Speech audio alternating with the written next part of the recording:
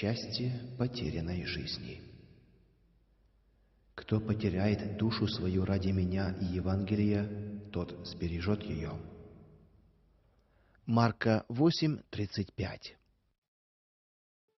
Гимн «Закат обогрелся» был написан Николаем Петровичем Храповым в Узах, в суровых условиях лагеря на Колыме.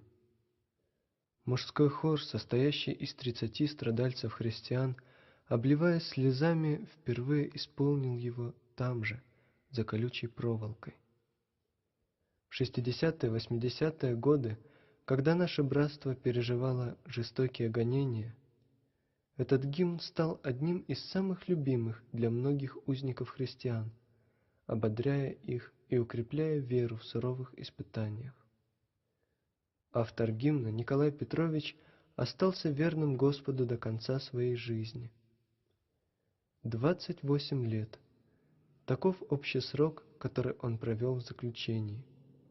Господь призвал его к себе в 68-летнем возрасте, когда он отбывал очередной срок в лагере на Мангышлаке. Поминайте наставников ваших, которые проповедовали вам Слово Божие, и, взирая на кончину их жизни, подражайте вере